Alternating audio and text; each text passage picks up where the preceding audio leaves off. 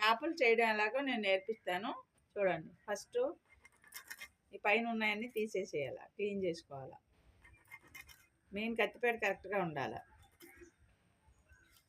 కత్తిపేట షార్ప్గా లేకపోయిందనుకో చేప పాడైపోతుంది. ఇవన్నీ క్లీన్ చేసుకున్నాం కదా నీట్గా. తర్వాత ఈ పులుసు అంటారు దీనిపైన ఉండేదాన్ని పులుసు అంటారు కదా. కొంతమంది అంటారు నాకు చేపలు చేయడం రాదు అని. రాదు అంటే తెలీదు, నేర్చుకుంటే తెలుసుద్ది ఏదైనా కదా. నన్ను రుచి అప్పుడు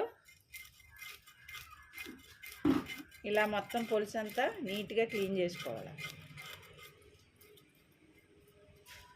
చూసారా, ఇక్కడ వరకు కూడా నీట్గా క్లీన్ చేసుకోవాలి, హెడ్ వరకు కూడా.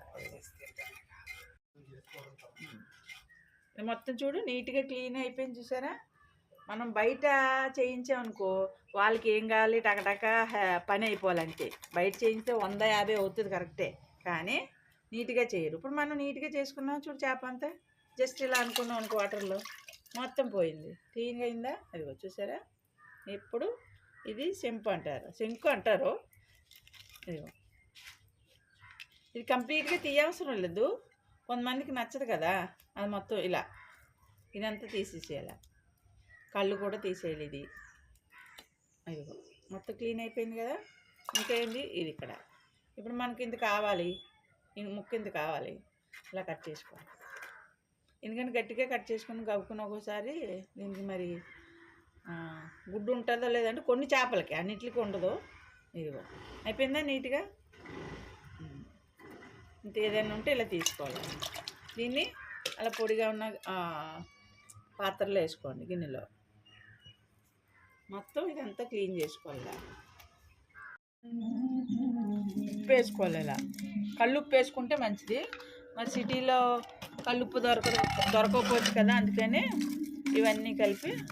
మరి ఎక్కువ ఉన్నాయి కదా, మనం చేతులు పెడితే గుచ్చుకుంటాయి ఇవన్నీ. అందుకని ఏం చేయాలంటే పైకి ఇలా ఉప్పేసి బాగా కిందికి పైకి అలా అంటే దానికి ఏమన్నా ఉన్నా కొంచెం నీసు అంతా పోతుంది. తక్కువ ఉన్నాయనుకో, సపోజ్ తక్కువ ఉన్నాయనుకో, ఇన్నే ఉన్నాయనుకో ఉప్పు వేసుకొని ఇలాగ అనుకోవాలి. కొన్ని చేపలు ఏంటంటే గుచ్చుకుంటాయి, ఎందుకంటే ముళ్ళు లేవు. దీనికి ఎక్కువ ముళ్ళు లేవు కనుక మనకి గుచ్చుకోదు, ప్రాబ్లం లేదు.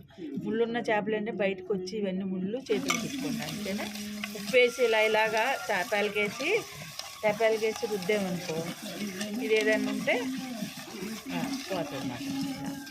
ఉప్పు వేసుకొని శుభ్రంగా అంటే ఇవి చూడు ఇదంతా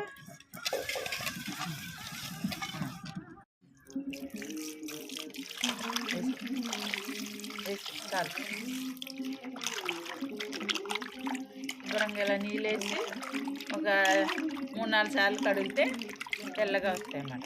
అదే మట్టి అంతా ఈ నీళ్ళన్నీ వేసి నీళ్ళన్నీ పోతాయి.